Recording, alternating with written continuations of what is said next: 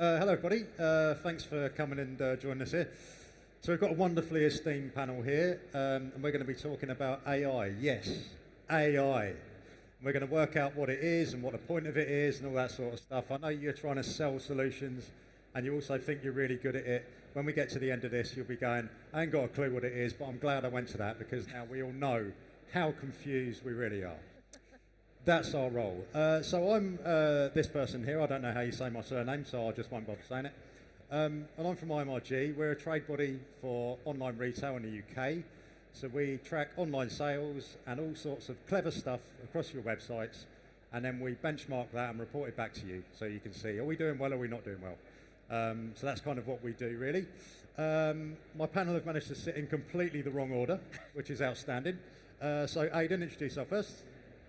Yep, so I'm Aidan Connor, Chief Technology Officer at Asprey. Excellent. What do Asprey sell? We do luxury leather goods, silver, crystalware, china, watches, you know, and name it, for hyper luxury for the 1% of the 1%. Oh, there we go. That's me. Yeah, basically Andy. I am your demographic. Yeah. James. Yeah, hello. Can you hear me? Yep. James, MD at TM Lewin. TM Lewin is a men's formal wear retailer, renowned for selling shirts and suits mainly. Yep, Sarah. I'm Sarah. I'm Senior Ecom Director at Jimmy Choo. We are a luxury footwear brand. All right. So, I mean, you kind of know anyway, these people, don't you? But so, AI. I mean, we all have like our idea of what AI is. I'm sure AI doesn't exist, okay? I'm absolutely sure of it. It used to be called software, and now it's called AI. So I think what we're really talking about is software from the 1970s getting a little bit better and a little bit better, and now it's get to the point where it's like, oh, actually, it's quite good, isn't it? That's what it means. So what we want to talk about here is, in a retail context, never mind the Terminator and all that, what is the point of AI? Aidan, do you want to kick us off?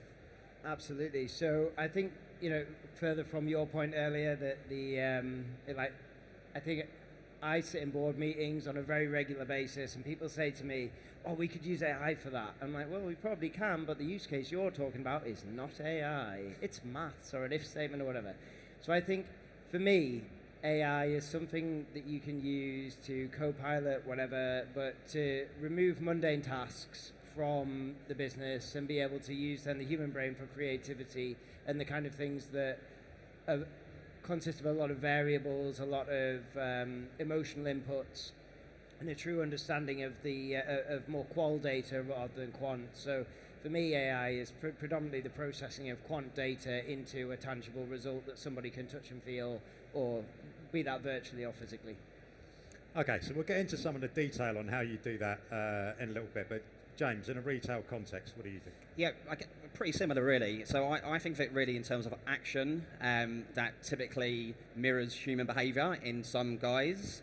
And you know, kind of purpose really is to design to enhance performance or customer experience. So, you know, it's additive. But I almost like to take one step back and think ML first, which is obviously a subset within AI. You know, ML is machine learning, ladies and gentlemen, by the way. Thank you, Andy. You know, primarily around prediction and forecasting, you know, which in a retail context is really, really important. And if you have a forecast that's credible, you can then do something about that, right? And that's where then AI and action kind of comes into place. Okay. Sarah? I think for us, it's, you know, obviously as retailers, we've been using a level of machine learning for quite some time, right? So we've been using it in terms of personalization on site. I think all of us have been working with brands like Meta and Google that have a level of machine learning sat behind them already. So I think we've already dipped a toe into the water, but what does Gen AI mean for us? How can we now use that technology to grow the business more successfully? Can we lean into more effective omni-channel experiences? I think there's a huge amount of opportunity with the technology as it's evolving today. I think it's just quantifying what does that mean for us as a business and how do we use it in the best way possible. Okay, so I think you're all saying then really it's kind of to bring efficiency into what you're already doing, right? To make things kind of happen a bit better, a bit faster. So I think we think of AI as in quite a sort of scary way. It's this really intangible sort of concept, but you know it's got real world application, right? So Aidan, you're probably, as Chief Technology Officer, you're probably the person closest to this, right? So Yep. how do you how do you use it already? What have you already done with what we think of as AI? Interpret that how you will. Yeah, of course. So at Asprey, we are well known for having very limited runs on a lot of our products. So we may only do 10 of a particular product. That means they can sell out super fast. So with a small run of any given product comes a massive product catalog, and then being able to service enough content and have a supply chain velocity that will not require a massive team or massive expense to be able to do things like write product descriptions, resize images to 1,000 different aspect ratios while still maintaining the focal point of the relevant part of that image. So these are like really low level tasks that traditionally you may have had to have got somebody to do who will be absolutely sick of their life, bored out their skull, just doing things over and over again that's very repetitive. Or you then have truly creative things, like for example the like product descriptions on e-commerce, where we've generated over 1,500 completely unique product descriptions on e-commerce. And that might not sound like a lot, but actually when you have, in our case, people who do like real world work, and that's like real world work because we all work in digital, and in my firm belief, after seeing our workshops where they make beautiful items of jewelry or handbags with their bare hands, I now don't think I do any real work. The whole thing is that like these guys are not digital natives. If I put a computer in front of them and I'm like, write a product description for our website, it will take them ages. So that time sink, that slowing of that, that velocity is a massive crippling thing for the business. So what we've done is we've used Gen AI to consume our product data sheets and then spit out what is a 95 to 95% tolerance, a really bloody good e-commerce product description. Gets tweaked and titivated by somebody from marketing, and it goes live on the site. And through refining that process and then some other technology progressions we've done at the same time, we've gone from like weeks to days to hours to minutes in terms of being able to deploy content to the website. And that's a long answer to a very short question. Yeah, that's fine. We're going to come back to that in a minute. James. Similar in that, I think any tasks that add value that are repeated tend to be quite a good candidate for AI and automation. So like echo everything you said around digital operations, product setup, product enrichment. A lot of that stuff is prime time to kind of like be improved. Because running the retail business, it's where so much of the headache and stress is, right? Lots of you probably know that. And we've had examples of that as well, right? So if I think about our customer services, 2/3 of our contacts have been on where's my order, where's my refund, and we've been able to apply simple AI to fix some of those customer problems. Yeah, sure. So I think that stuff's almost, if you like, at the slightly more immature end of the spectrum, but it's real value add, right? The new stuff that we're starting to look at, and it's still really, really early days without absolutely not being an expert, is then around generative AI. Before we sell products, we run websites, so, imagery, text, audio, videography, and how AI can actually start to do some of that stuff better for us. Content generation is hard work, right? It's expensive, time and money. It's headache quite often. We've started a trial now at trying to launch on TikTok. Like, would it be right for our customer? We don't know. Especially new platforms that have got quite bespoke content requirements, short form videos. That's quite a lot of work for quite a small business to actually go and do properly. So we've now got a kind of AI trial to generate the right content with an AI platform to script with the right editors to launch that platform for us. Would it work? What will it look like? Don't know yet. But I think there's almost the two sides of the fence, if you like, with the low level and some of the new territory stuff. All right, Sarah? I think very similarly to you, actually. I think as a luxury brand, we've had to make some decisions about what we stand for as a business and how we're going to integrate AI technology. And I think we still firmly believe that customers will want those one-to-one interactions with people, but actually how can we use the technology to support those people more effectively? How can we use data to support CX agents with the right amount of information to really support that customer in the way that they need to support those tickets in the way? So we're working with Zendesk to support that from an AI perspective. In a similar way, data is so important to our business in order to be able to deliver that omni-channel experience. And I think So we're working with a partner of ours to look at how we can integrate Gen AI within that data platform, really bringing that data to life. I saw a really great use case actually when I was at the Salesforce conference with Salesforce and Tableau around helping John Lewis do just that. So we're looking to kind of emulate that internally. And I think when it comes to kind of ChatGPT, we definitely kind of see those tools as, you know, a bit of a kind of MBA level intern. How can we use them to really support the business more effectively? So, you know, day-to-day admin tasks, we asked it recently to write us an interview task for a trade manager. I did it in 10 minutes. No, 2 seconds.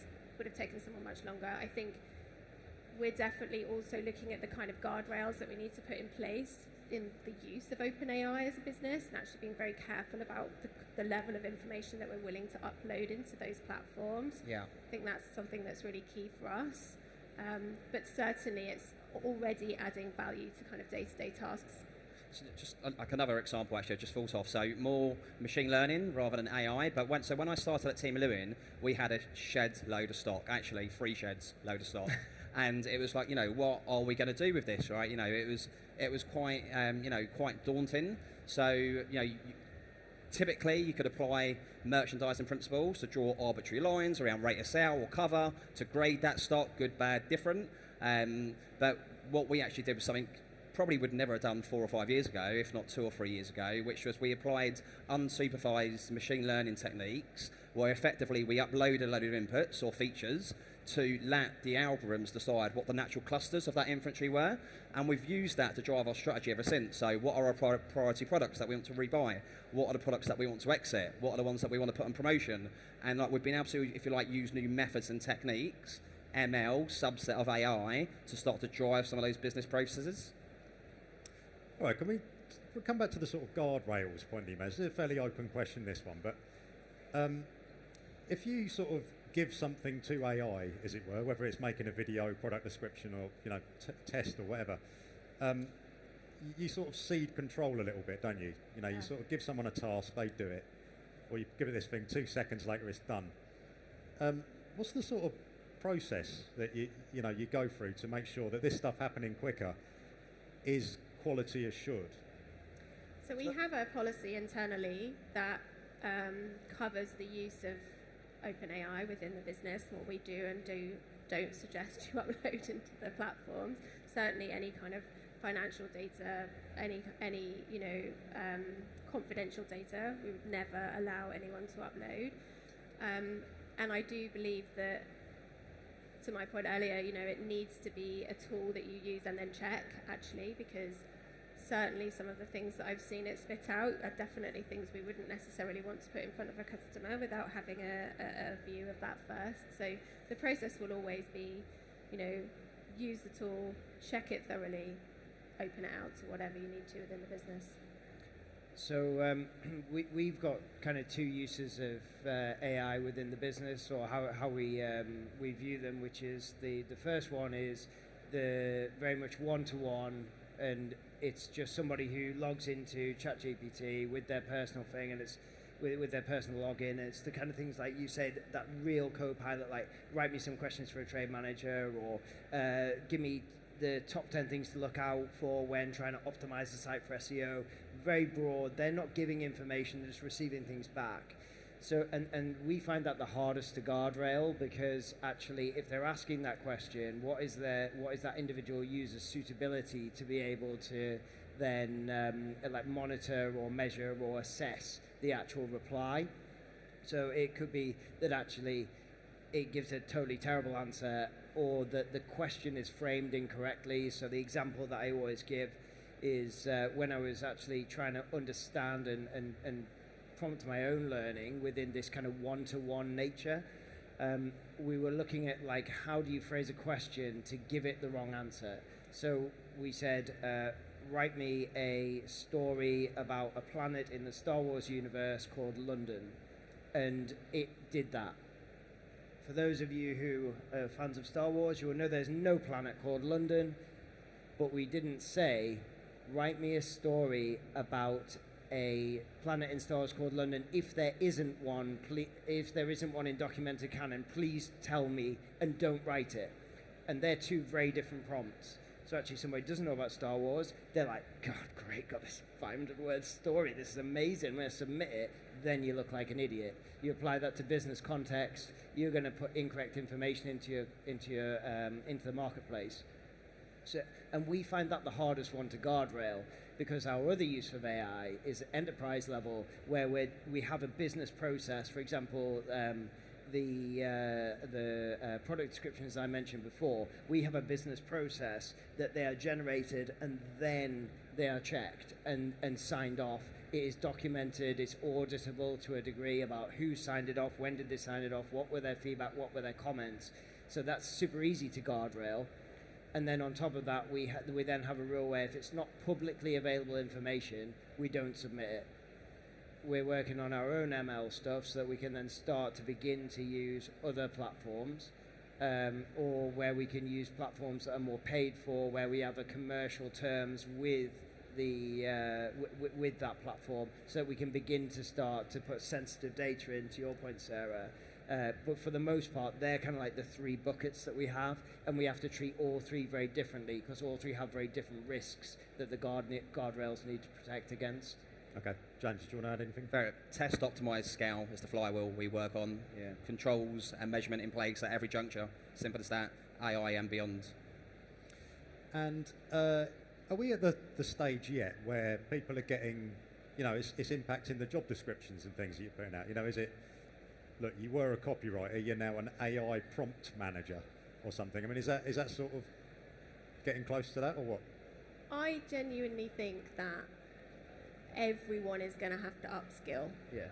So we're not going to we may have the odd specific AI role within a business, but I actually truly believe everyone is going to have to learn how to use these tools. We're going to see tools like Microsoft are going to infuse Gen AI within their day-to-day tools. Like all of the tools that you use at the moment are going to have an upgrade, and you're going to have to learn how to use those tools successfully within your business, do your job in a more effective way.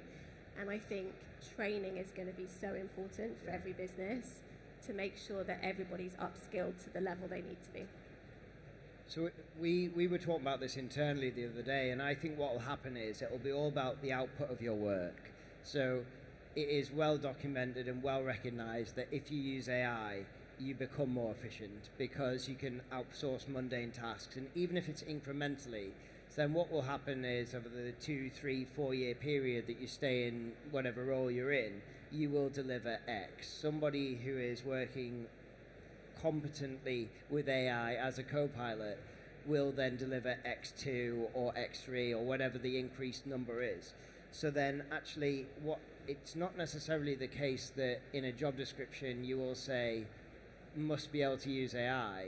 It's that in an interview process that person will say, and in the last 3 years I've managed to achieve X, Y, Z, A, B, C, and 1, 2, 3, and then somebody who's not been using AI is like, I did A, B, C, and then who's going to get the job? So I don't know if it's necessarily going to be this thing of like you must, and to your point, Sarah, there will be specific AI, based roles, same as there are software developers and whatever else. But I think somebody who's truly harnessing AI even to a basic level, a fundamental level, will be a better candidate at an interview, and they will ultimately get that role. Okay, let's think about then, I mean, a little bit like HTML really. If you go back a few years, if you were working in tech and you didn't know any HTML whatsoever, it was a bit tricky with it. So maybe it's a little bit like that, I don't know.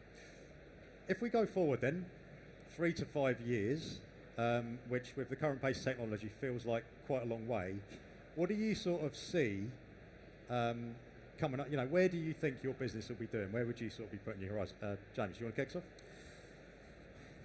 I think the demand planning and supply chain kind of instructions is one area that AI is going to be at the front of for sure. Like if you look at e-com over the last few years, pre and post pandemic world, I think what it's shown is, so many e-com sheds have gone from being full to empty back to full again.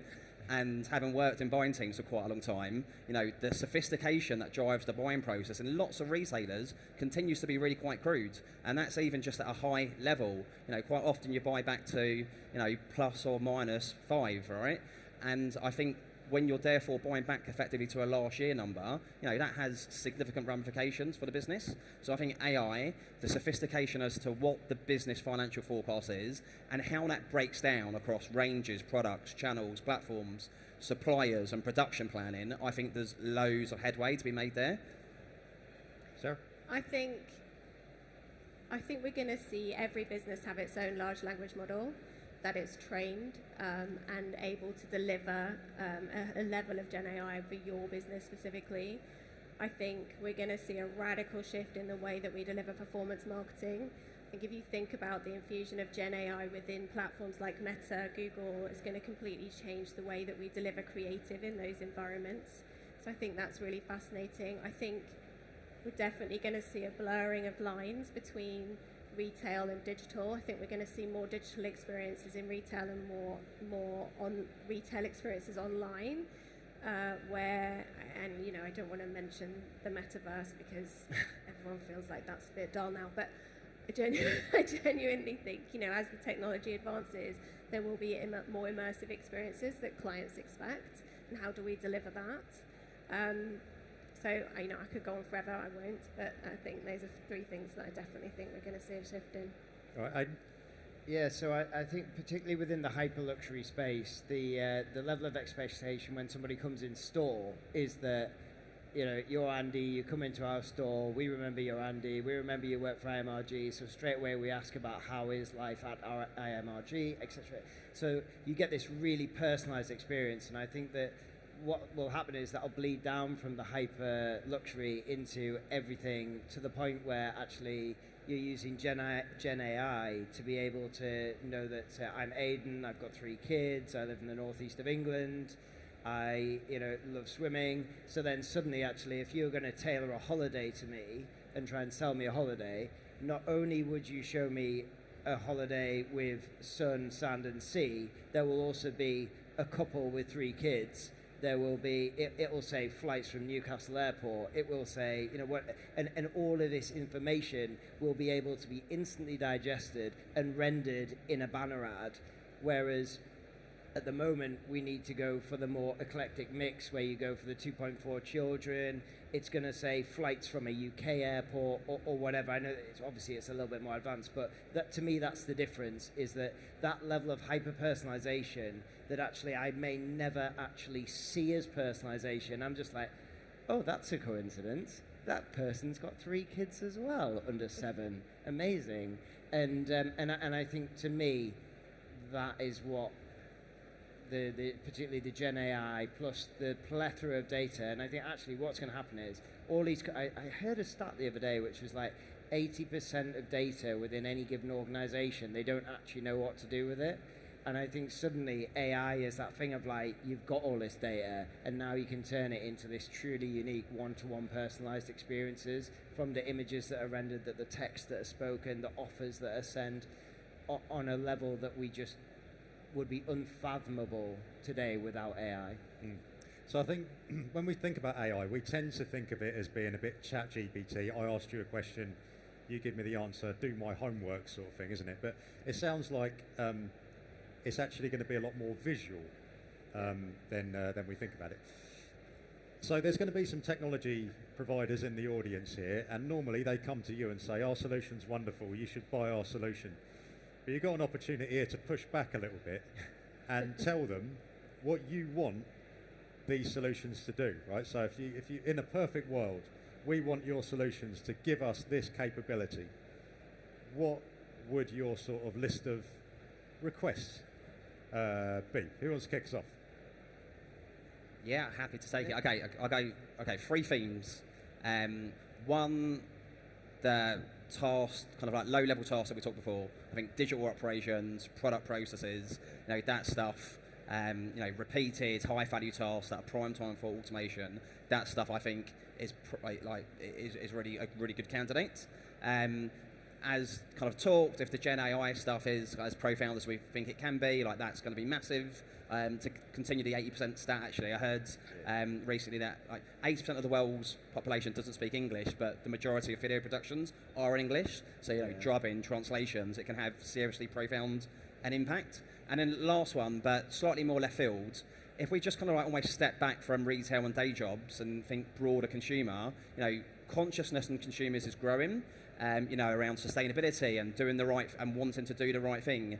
And I think there's a lot of mistrust and bias in data. And I think legislators are quite often behind the curve, and vendors have got the opportunity to kind of lead the way and kind of get ahead of the wave in terms of openness, transparency, and ethics in data. So I think that's like quite an important part of the conversation as well.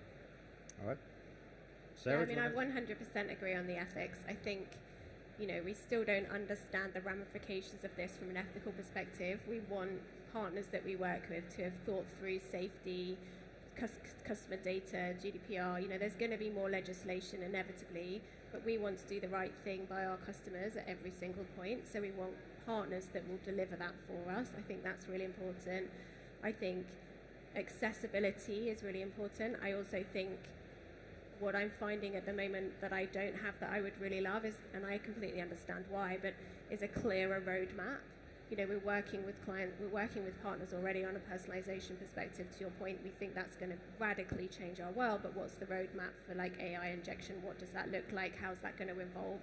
And I think I understand people don't know the answer to that question right now, and we don't either, but certainly a kind of view on what that looks like for partners that we may want to work with is really important. And the last thing I think is a really good level of support and training. To the point I made earlier around upskilling teams, we want to work with partners who are able to support our business in the right way and really help upskill us as well. And so we're looking for partners that can deliver that. Okay. Aidan, before I come to you, in a minute I'm going to open the floor up, okay? So think of a question, and when Aidan's done his bit, I'll be coming to you, okay? So I picked the dangerous one and went last on this one on a very sexy question, actually. So I'm going to cheat, because I totally agree with both of you are saying. And I think that, for me, AI is just another tool in the toolbox. So last year it was blockchain, before that it was personalization, before that it was an app, before that was a website. And I think that what I see from software vendors today is that they have thought of a product and they want to shoehorn their product into my business. But actually, when I sit in board meetings and people tell me their problems, to my mind, nobody should be sat in a board meeting going, we need to use AI. It should be the other way around, and they should be talking about genuine business problems. And then somebody like myself is sat on that table going, I've got a solution for that. We need our own ML. We need to implement Gen AI. We need to do, the supply chain stuff. So I think from my point of view, what I would love is like flexibility, and the flexibility that when I say I have this business problem, and that may be, to do with any part of the business, that they then go, yes, we can help adapt to that. We understand and respond to your business problem. We're not just trying to gold rush off, Gen AI. And I think a lot of that is, to Sarah's point, with the ethics, the sustainability things around, like AI uses all this water that I'm hearing about at the minute for cooling. Like, if I'm going to do that and I'm going to invest in AI, and we've got a really good ESG policy, actually I need to then be offsetting that in the same way I would offset carbon in some of our traditional manufacturing. So yeah, it's kind of like, listen to the actual business problems. Don't try and shoehorn something that's either gonna create me another business problem down the road, or it needs to be this holistic push forward. Got that? Good. Does anybody have a question? Great. Cheered. Somebody must have a question. I can't believe it. Don't make me pick someone. There's one. All right. Oh yeah, at the back there.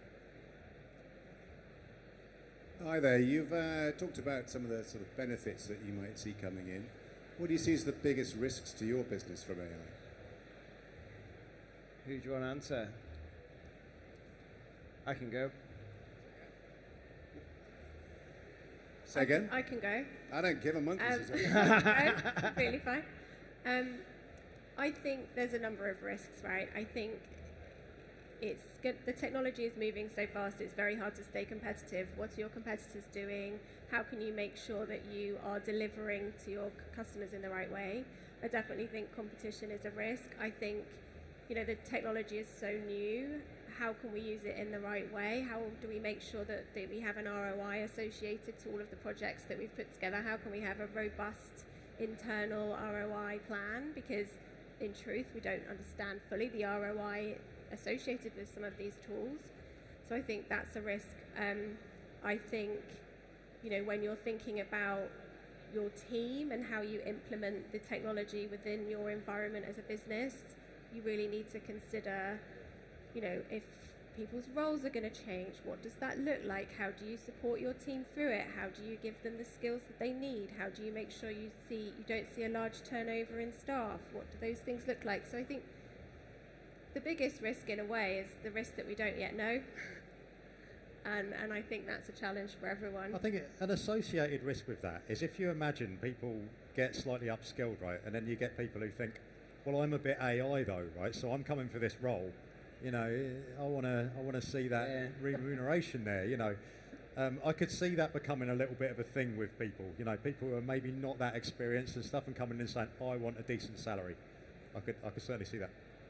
I was going to say, I agree. I think that's probably a short-term problem until lots of people upscale. I think that actually the biggest risk for us, other than the one I mentioned before about people using it outside of a defined business process to fulfill what they're doing, is actually that with any technology, when you put in a technology, there's an associated cost of implementation. We all know that the closer you are to the bleeding edge, the higher that cost. But actually, to your point, both of you before talking about like roadmaps and, we don't know where that roadmap's going. So we think about it like an actual road is we're off down this road, but and spending a lot of money doing it, driving business value. But then actually, the industry as a whole, unbeknown to us, is going down this road.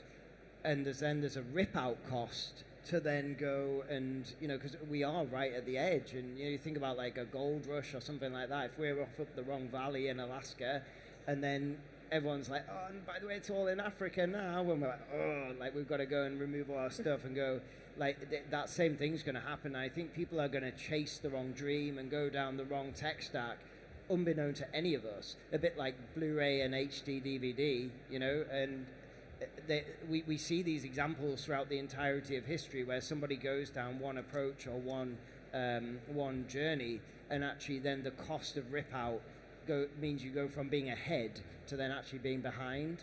And for us, that's the biggest risk, because we are pushing ahead massively with AI. So.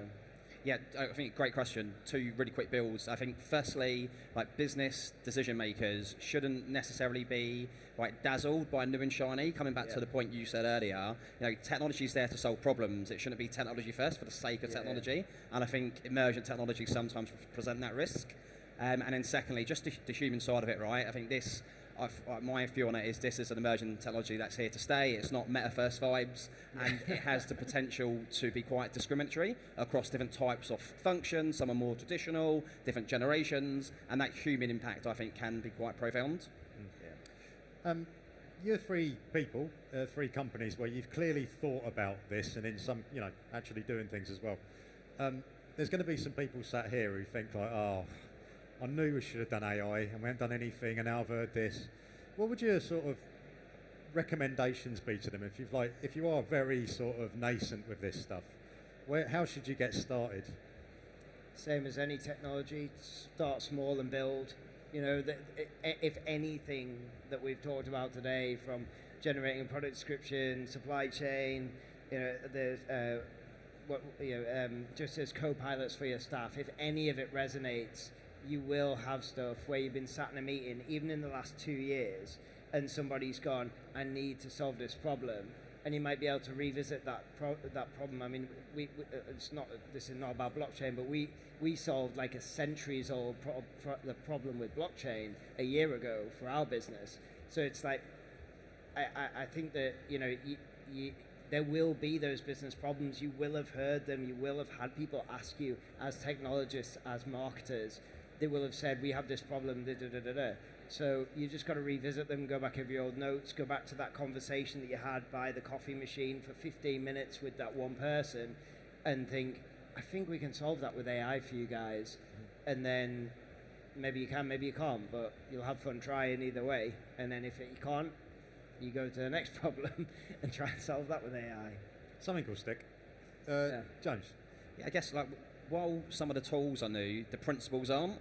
And fundamentally what we're talking about is how we make decisions, right? Like for me, everything comes back to a cost-benefit ratio, and then how do you ideate your solutions around that? Yeah. And that's not new. Like AI, the tool might be new, but you know, I'm sure we've been doing this for a long time. And I think just like the last one is, it's so easy to kind of be overwhelmed and worried by it all. But you know, like we don't have the technology in-house at Lewin to do it ourselves, but such as the broader technological landscape, quite often you don't need to. So I think, you know, kind of like, as you said, kind of working through that maturity curve step by step is the key thing. Given what James has just said, I've changed my mind about my answer to the question about what do I want from AI companies. Good what job I not want recording it, isn't it? is I want an AI tool that can do a ROI and a cost-benefit analysis of all of the projects and ideas that get given from the business to do with AI projects. So it's put their idea in, it'll tell me if it's going to actually return or not. Sure. That's AI, what I want. AI for AI for AI. An is it? AI to tell me that the AI is not going to return enough money to do that AI. Okay, I mean, I think if we invent that, That'd be genuinely, amazing. we're going to invent a loophole where it sucks in the entire universe and we all die. I'm kind of fine So with let's that, go back as to long as I original don't answer, waste mate. any project. I think one of the things we've done at Jimmy Choo, which has been really successful actually, is set up an AI task force within the business with stakeholders across the business to come together, to your point, to isolate those problems, to understand how the technology might support us to deliver on our current mission. Actually, we're not wanting to do it, you know, we want to use the technology to be better at what we do already. And I think the best thing you can do is pull people together across the organisation to deliver that, and that's been very successful for us. And then just immerse yourself in it. You know, there's podcasts, there's so much information out there to really kind of immerse yourself and understand the technology a little bit more. And then if you bring that together across function, it's a really good way to start. And as always involve legal from day one. 100%. Yeah. Absolutely. Many great ideas have been killed 3 weeks, 5 weeks, 6 months in by legal going, we're not going to let you do that. Yeah, couldn't agree more. And it's so true with... I think what's coming out, it's actually quite a positive story, this, isn't it? You know, because I think it gets a lot of bad press, doesn't it? It's like the end of the world or whatever, or we're all going to lose our jobs and all this, but it's not really the message that comes out here, is it? On that point, actually, I heard a really interesting view on the are we going to lose half our workforce question. And I think the analogy used was, you know, when the spreadsheet was invented, we didn't all say, oh my God, we don't need accountants anymore, we've got a spreadsheet. I think the reality is that we can do more, you know, you can do more with less people, you can do more with less people potentially, but actually can you not have an abundance mindset and say, do you know what, as a business, we want to deliver more and more and more for our customers. Actually, we're going to need the same number of people. We're just going to do what we do much better. So I say exactly the same thing. And whenever, because this question comes up a lot, and my simple answer is, in all my time of speaking to junior managers, senior managers, directors, board level executives, none of them who manage a people team have ever come to me and gone, Aidan, do you know what?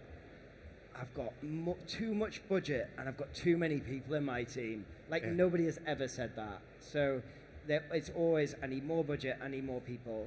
So if you can remove tasks, if you can lower costs, then ultimately you get those more man hours without having to actually invest in more people. And I think, you know, similar to what you're saying is like, I guess different answer, same outcome, is just like nobody is ready. I don't feel, 95th percentile, nobody is ready to reduce their workforce, because we all still have to deliver on or exceed on what we have promised to our customers, to our shareholders, to our board or direct line manager. Yeah, it's like with a copywriter, isn't it? You can create copy now, you just can do that. But you don't say, right, get rid of the copywriters, do you? You think, right, spend your time then thinking about, you know, instead of doing the thing, think about Yeah. what we're doing and how we can do it more intelligently and what topics we could do and things. And it goes back to personalization at scale, like what I was talking about before. You know, if you want to, you know, traditionally you would get a copywriter to write an article about that trip to Greece. Now, actually, my trip to Greece that I want to read about to get me to buy will be different to your trip to Greece, to your trip to Greece, to your trip to Greece. But actually, you know, so now we've got 4 articles to write. There may not be budget for that, but it will definitely give you a better ROI and a better conversion rate. So then that person is thinking about how do what components of going to Greece, don't know where that analogy came from, but anyway, what components of going to Greece are applicable to each of the demographics?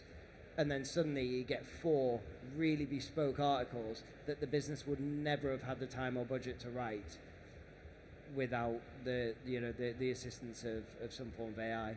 All right, we've probably got time for like one more question or something. Yes, sir. Thank you. You've spoken a lot about the internal uses of AI for your companies. With the rise of technologies such as ChatGPT and a lot of customers using conversational searches now, are you guys doing anything to implement those kind of technologies to interact with your users?